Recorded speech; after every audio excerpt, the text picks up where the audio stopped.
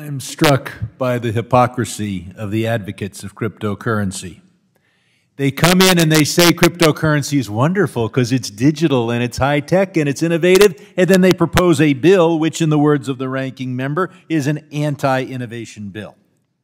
They tell us we must oppose everything that China or Russia does, and of course China and Russia involve themselves in crypto.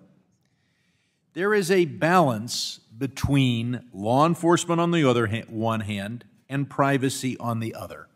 And I'm willing to accept the current balance. What is that current balance? We have $100 bills, but we don't have $10,000 and $100,000 bills, so we make it hard to carry as much cash as the gentleman would have us carry.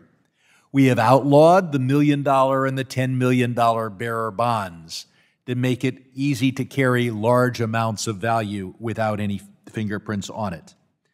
At the same time, we have a private banking system, and the government access is through the Know Your Customer anti-money laundering. But the patriotic anarchists will not accept this current balance. They want the $1,000 bill and the $100,000 bill, or better yet, a digital version thereof. They want a system in which huge amounts of money are made and concealed.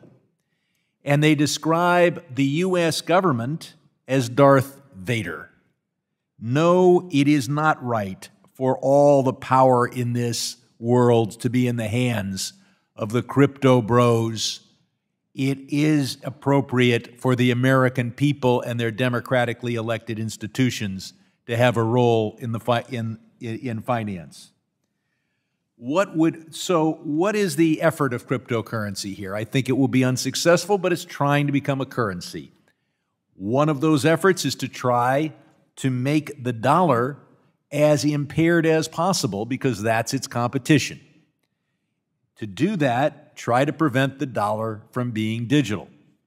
Now, I'd prefer a digital system run by a private banking system. That is our current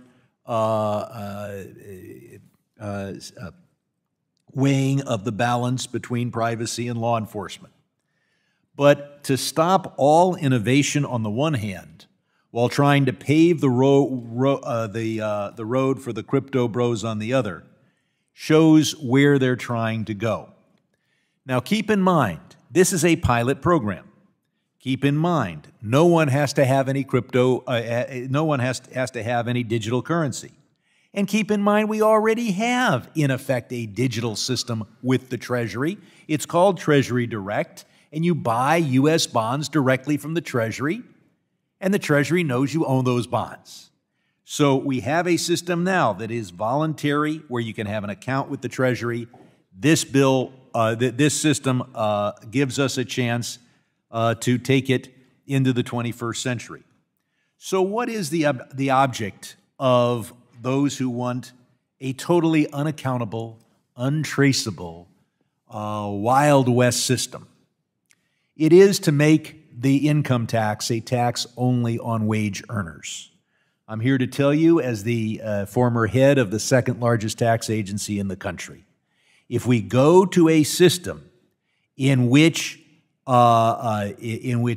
crypto is the method of exchange and the store of value, then those who earn wages will pay taxes, and for everyone else, it will be a voluntary contribution.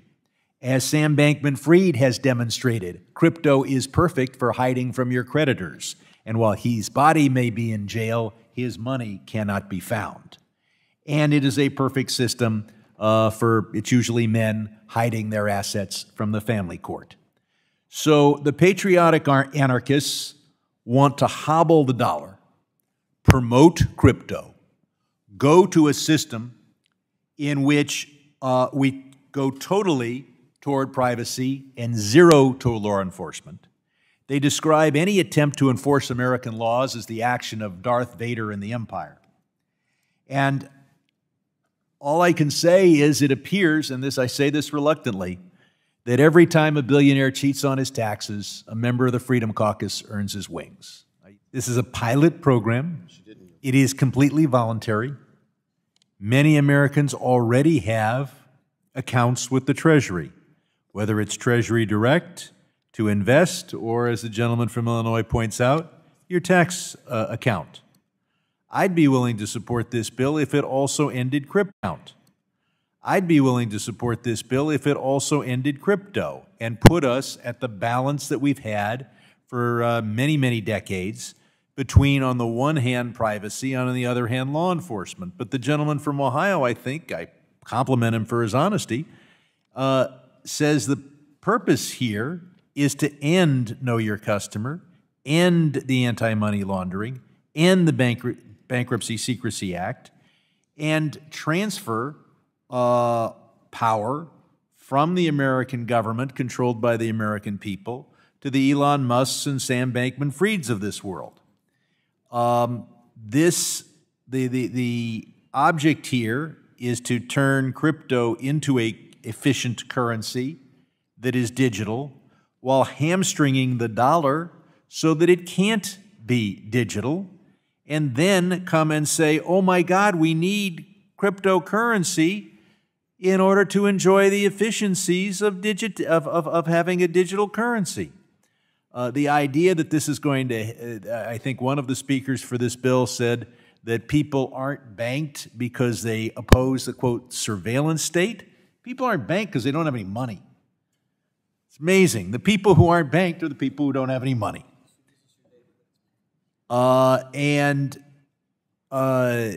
We need a system that allows us to go after drug dealers, and the most effective way is through their finances, to enforce the income tax, to enforce our bankruptcy laws, to enforce our income tax, and to be able to enforce the estate and gift tax system. And the clear purpose of this bill is to instead put us in a crypto world where the only people who pay taxes are those who earn wages. And I would yield back to the gentlelady from Massachusetts.